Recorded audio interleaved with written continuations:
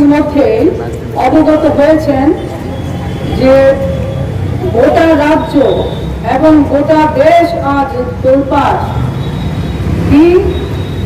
গত বুধবার সম্ভবত 19 তারিখ হবে, সে তারিখে রাতে কুমারঘাটে 15 বছর বয়সী এক কিশোরীকে রাতের অন্ধকারে 5-6 জন মিলে গণধর্ষণ সংঘটিত করে। এই গণধর্ষণের মূল নায়ক হচ্ছে এই রাজ্যের বিজেপি জোট সরকারের মন্ত্রী ভগবান দাসের পুত্র। আমরা দেখলাম যে সেদিন রাতে মেয়েটাকে ওই কুমারঘাট হাসপাতাল রোডের এক ত্রিতল ভবনে একটি ঘর ভাড়া করে একটি জায়গায় থাকত মন্ত্রী ভগবান দাসের পুত্র। সেখানে ওই মেয়েটাকে নিয়ে গণধর্ষণ সংঘটিত করে।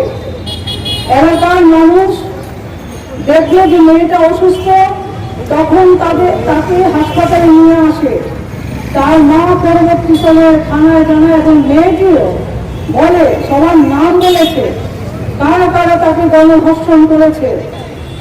আমরা দেখলাম যে এই ঘটনার পর পুলিশ সেখানে 2 জনকে ধরেছে, কিন্তু মন্ত্রী ভগবান দাসের পুত্র তাকে গ্রেপ্তার করতে সাহস করেনি। এই পুত্রের কেশাগ্র পর্যন্ত স্পর্শ করতে পারল না পুলিশ। গতকালকে সেম ঘটনা হয়েছে কল্যাণপুরে, কিশোরী কন্যাকে গণধর্ষণ সংঘটিত করেছে। এই কোন রাজ্য? এই ত্রিপুরা। আজকে গোটা রাজ্য এবং দেশে আওয়াজ উঠেছে, এই কোন সকাল চলছে ত্রিপুরা রাজ্যে? দেখছি রাতের অন্ধকারের চেয়ে আরো গাঢ় অন্ধকার। এ রাজ্যের পুলিশ সে একাংশ আজকে মেরুদণ্ডহীন প্রাণীতে পরিণত হয়েছে। তারা আজকে দলদাসে পরিণত হয়েছে। তাদের এই পুলিশের একাংশ এই জায়গায় তাদের আমরা বলতে চাই যে শেষ কথা বলবে ত্রিপুরা রাজ্যের জনগণ।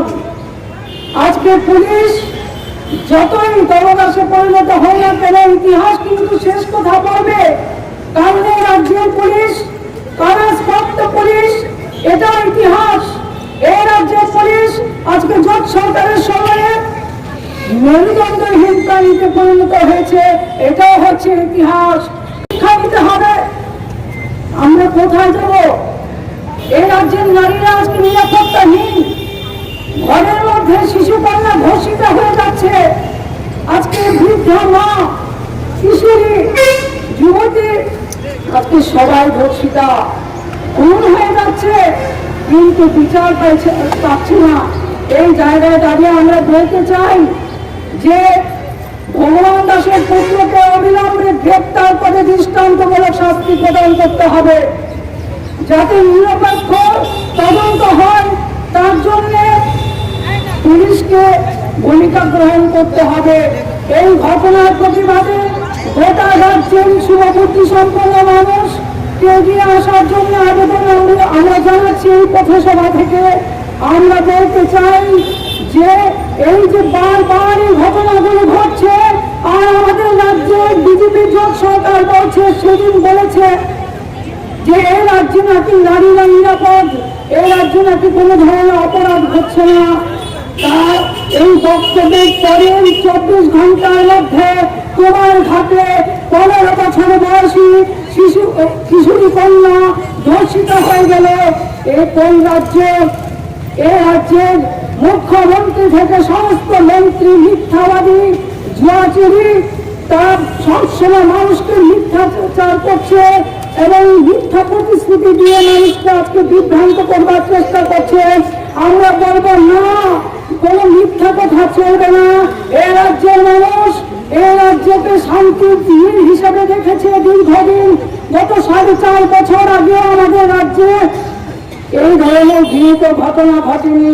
কিছু যে ঘটনা ঘটেনি তা নয়, কিন্তু ঘটনা ঘটার সাথে সাথে রাজ্যের বর্তমান সরকার পুলিশকে নির্দেশ দিয়েছে যে যারা এই ঘটনার সঙ্গে যুক্ত, এখানে যাতে রাজনৈতিক লোক না দেখা হয়। সে দিক থেকে আমরা দেখেছি যে গ্রেপ্তার হয়েছে, আততায়ী গ্রেপ্তার হয়েছে, আক্রমণকারী, ধর্ষণকারী, সবাই আক্রান্ত, যারা আক্রমণ করেছে তারা আজকে সেদিন গ্রেপ্তার হয়েছে। কিন্তু আজকে থানায় গিয়ে বলে দেওয়া হচ্ছে শাসক দলের কর্মী, তাদের গ্রেপ্তার করতে দেওয়া হবে না, তাদেরকে আপনারা যাবেন না গ্রেপ্তার করতে। চোখের সামনে দিয়ে নাকের শ্বাস করছে, এমন একটা জায়গা দিয়ে ওরা হেঁটে চলেছে, কিন্তু তাদেরকে গ্রেপ্তার আজকে করছে না। এই জায়গায় দাঁড়িয়ে আমরা বলবো, এই ঘটনার প্রতিবাদে সকল অংশের মানুষকে ধৈর্য থাকার জন্য এবং সুমন্ত্রী সম্পন্ন আমাদের ওই প্রজারা আছেন, রাজ্য সরকারের ওই বড়মাতৃ সমাজ আচরণ এবং পুলিশ প্রশাসনের একাংশের যে নেতিবাচক ভূমিকা, তার বিরুদ্ধে আপনারা সোচ্চার ভূমিকা গ্রহণ করবেন।